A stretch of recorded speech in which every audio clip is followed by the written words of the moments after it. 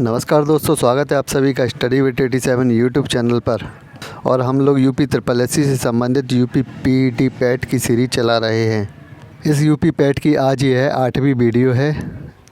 PAT series की इन video में हम सामान्य ज्ञान से संबंधित सभी विषयों को कवर कर रहे हैं। इन विषयों में इतिहास के तीनों भाग, प्राचीन भारत, मध्यकालीन भारत, आधुनिक भारत, भूगोल, राजनीति शास्त्र, सामान्य हिंदी, सामान्य विज्ञान, कंप्यूटर, ग्रामीण परिवेश एवं उत्तर प्रदेश स्पेशल से संबंधित प्रश्नों को कवर कर रहे हैं। यह सीरीज यूपी SSSC के सभी एग्ज़ामों, लोअर PCS, यूपी लेखपाल, BDO, जूनियर असिस्टेंट आदि सभी परीक्षाओं के लिए बहुत ही महत्वपूर्ण साबित होगी। तो आइए शुरू करते हैं प्रश्नों की श्रृंखला। पहला प्रश्न इतिहास के आधुनिक भारत से लिया गया है। कामरेड्स समाचार पत्र में खिलाफत आंदोलन का प्रचार प्रसार किसने किया था? आधुनिक भारत में गांधी युग से अक्सर प्रश्न परीक्षाओं में देखे गए हैं। तो कामरेड्स समाचार पत्र में खिलाफत आंदोलन का जो प्रचार प्रसार है वह मोहम्मद अली ने किया था। खिलाफत आंदोलन का प्रारंभ 1919 में ब्रिटेन द्वारा तुर्की विरोधी नीतियों के विरोध में भारत में प्रारंभ हुआ था। उस समय ब्रिटेन और सहायक देशों द्वारा तुर्की के विभाजन पर जोर दिया जा रहा था, जिसका विरोध करने के लिए भारत में खिलाफत आंदोलन का प्रारंभ हुआ था। खिलाफत आंदोलन का नेतृत्व शौकत अली और मोहम्मद अली ने किया था, यानी अली बंधुओं द्वारा किया गया था। कई बार प्रश्न के विकल्प में दिया होता है अली बंधु द्वारा, तो याद रखिएगा अली बंधु द्वारा, यानी कि शौकत अली और मोहम्मद अली, इनके द्वारा इस आंदोलन का प्रारंभ किया गया। बाद में गांधी जी ने इस आंदोलन का नेतृत्व किया और इसे असहयोग आंदोलन में जोड़ दिया था।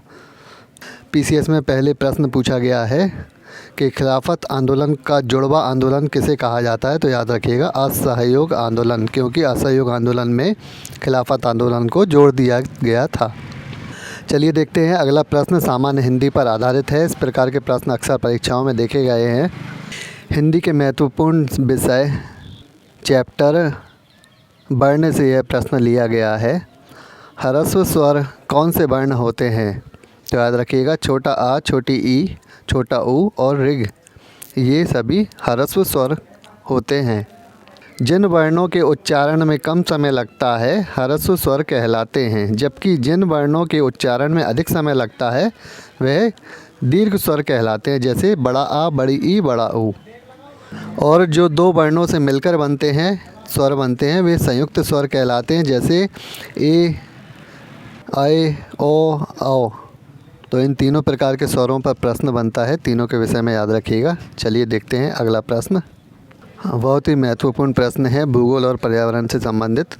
भारत में सर्वाधिक किस स्थान पर प्रवाल भित्ति पाई जाती है? बहुत ही महत्वपूर्ण प्रश्न है।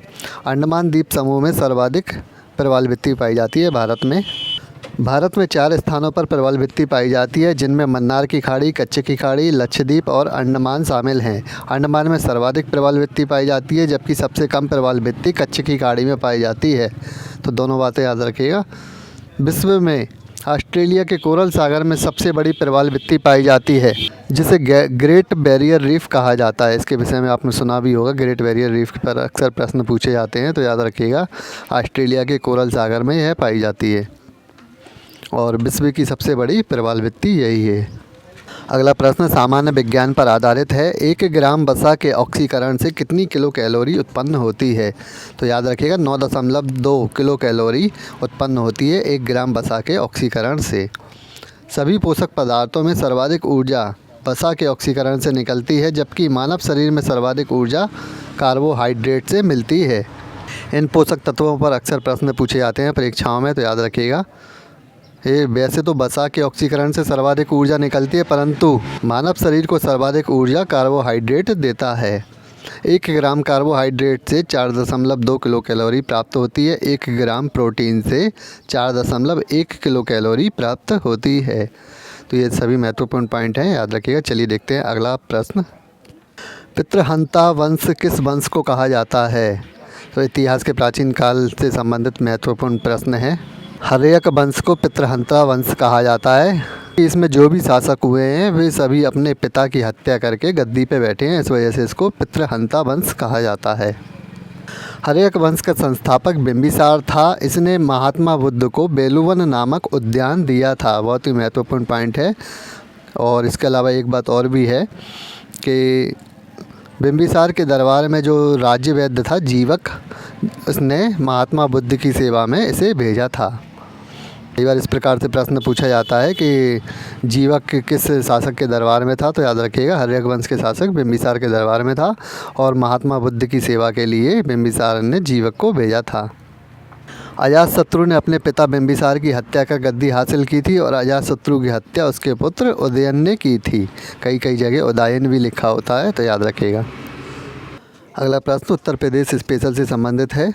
भारत में चीनी की सर्वाधिक मिलें किस राज्य में स्थित है? तो भारत में सर्वाधिक चीनी की मिलें उत्तर प्रदेश राज्य में स्थित हैं, याद रखिएगा। भारत की प्रथम चीनी मिल 1903 में देवरिया प्रतापपुर में स्थापित की गई थी। एशिया की सबसे बड़ी चीनी मिल उत्तर प्रदेश के खतौली में स्थित है, यह भी बात याद रखिएगा। जबकि भारतीय चीनी अनुसंधान केंद्र कानपुर में है। इसके अलावा दाल अनुसंधान केंद्र भी कानपुर में ही है, तो इन पर प्रश्न बनता है। 3 अनुसंधान केंद्र तो आप याद कर लीजिए। एक भारतीय गन्ना अनुसंधान केंद्र जो लखनऊ में है, भारतीय चीनी अनुसंधान केंद्र और दाल अनुसंधान केंद्र कानपुर में है। ये अक्सर प्रश्न इन पर परीक्षाओं में पूछा ही जाता है। चलिए देखते हैं अगला प्रश्न। बहुत ही महत्वपूर्ण प्रश्न है। किस रेजिडेंट की रिपोर्ट पर ब्रिटिश शासन में अवध का विलय किया गया था? तो अवध का विलय किया गया था डलहौजी के शासनकाल में, और जिसकी रिपोर्ट लगाई गई थी वह थे रेजिडेंट आउटरम। के पीछे एक छोटी सी कहानी है, देख लेते हैं डिस्क्रिप्शन में। सर्वप्रथम अवध को शासन का आरोप लगाने की रिपोर्ट तैयार करने के लिए 1848 में कर्नल स्लीमैन को भारत भेजा गया था, परंतु इसने रिपोर्ट में कुशासन की बात को तो स्वीकारा, परंतु अवध पर कार्रवाई करने से रोक दिया था। यानी कि ज़बरदस्ती अवध का विलय कराना ही चाहता था उस समय ब्रिटिश शासन, परंतु कर्नल स्लीमैन ने इस बात को रोक दिया था कि अभी अवध पर किसी प्रकार की कार्रवाई करने की ज़रूरत नहीं है, इसमें सुधार हो सकता है। फिर बाद में ब्रिटिश शासन के दौरान ही लॉर्ड डलहौजी के कार्यकाल में 1854 में रेजिडेंट आउटरम को भेजा गया, जिसने कुशासन की रिपोर्ट पूर्णतः तैयार की और 1856 में अवध का विलय कर दिया। आउटरम डलहौजी के निर्देश पर ही कार्य कर रहा था और इसने इस तरह की रिपोर्ट तैयार की। उसमें पूर्णतः यह दिखाया गया कि अवध गलत तरीके से शासन कर रहा है और इस वजह से 1856 में उसकी रिपोर्ट पर अवध का विलय डलहौजी ने कर दिया ब्रिटिश शासन में। वीडियो आगे बढ़ाने से पहले एक बार कहना चाहूँगा, जिन लोगों ने अभी तक चैनल को सब्सक्राइब नहीं किया वे इस प्रकार की वीडियो आगे पाने के लिए चैनल को सब्सक्राइब ज़रूर कर लें। चलिए देखते हैं अगला प्रश्न। प्रश्न राजनीति शास्त्र से संबंधित है। तदर्थ समिति किस प्रकार की समिति होती है? तो तदर्थ समिति को ही अस्थायी समिति कहा जाता है, कुछ समय के लिए यह बनाई जाती है। मंत्रिमंडल में विशेष मामलों की जांच के लिए 2 प्रकार की समितियां बनाई जाती है, एक स्थायी समिति और दूसरी अस्थायी समिति। किसी प्रकार के विशेष मामलों पर जांच के लिए कुछ समय के लिए बनाई गई अस्थायी समिति ही तदर्थ समिति कहलाती है। और स्थायी समितियों में जो राजनीतिक मामलों से संबंधित समिति बनाई जाती है, इसे सुपर कैबिनेट कहा जाता है। इसकी अध्यक्षता प्रधानमंत्री द्वारा की जाती है। तो राजनीति संबंधी जितने भी मामले हैं उसके लिए जो समिति बनाई जाती है, इसको सुपर कैबिनेट कहा जाता है, याद रखिएगा। बहुत ही महत्वपूर्ण पॉइंट है, डायरेक्ट भी परीक्षाओं में प्रश्न पूछा ही जाता है। चलिए देखते हैं अगला प्रश्न। इतिहास के मध्यकालीन भारत पर आधारित है। मोहम्मद बिन तुगलक के शासनकाल में दीवान ए कोही किस प्रकार का विभाग था? तो दीवान ए कोही बहुत ही महत्वपूर्ण विभाग था और यह कृषि से संबंधित था।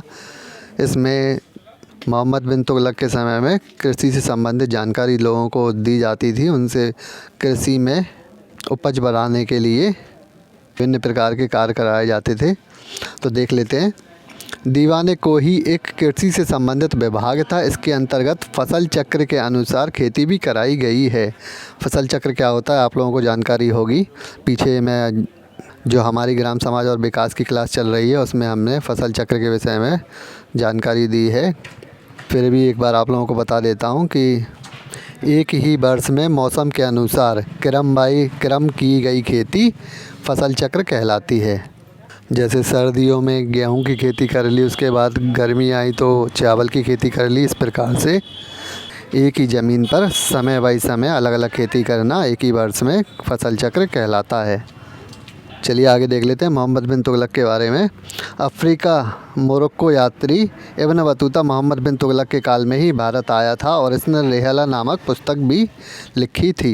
इस प्रकार के प्रश्न पूछे जाते हैं परीक्षाओं में कि कौन सा यात्री किस शासक के शासनकाल में आया, कौन सी पुस्तक लिखी। तो इन सभी पर आधारित मैं एक महत्वपूर्ण वीडियो जल्दी प्रोवाइड करा दूँगा। चलिए देखते हैं अगला पॉइंट। मोहम्मद बिन तुगलक को जूना खां और उलूग खां की उपाधि भी मिली है, और जो उलूग खां की जो उपाधि है वो इसे फ़िरोज़ शाह तुगलक के द्वारा दी गई थी, याद रखिएगा। चलिए देखते हैं अगला कंप्यूटर पर आधारित प्रश्न। एनियाक और यूनिवैक किस प्रकार के कंप्यूटर हैं? तो ये दोनों प्रथम पीढ़ी के कंप्यूटर माने जाते हैं।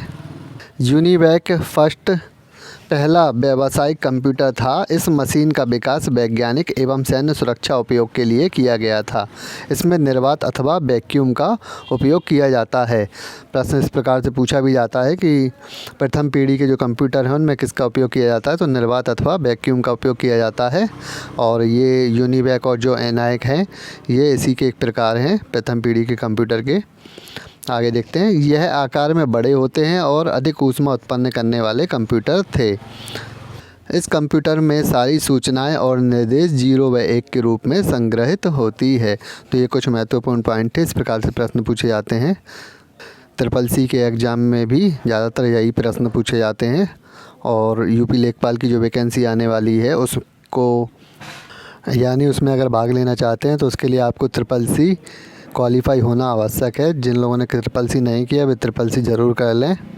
ऐसा भी हो सकता है कि यूपी लेखपाल से पहले यूपी पैट की परीक्षा करा दी जाए, क्योंकि यूपी पैट की परीक्षा क्वालिफ़ाई करने के बाद ही आप यूपी SSC का कोई एग्ज़ाम भर पाएंगे। उत्तर प्रदेश सरकार ने यूपी पैट जारी करने के निर्देश दिए थे। तो चलिए इन्हीं प्रश्नों के साथ इस वीडियो को समाप्त करते हैं। इस प्रकार की वीडियो आगे पाने के लिए चैनल को सब्सक्राइब ज़रूर कर लें, और वीडियो पसंद आती है तो लाइक शेयर भी ज़रूर करें। धन्यवाद।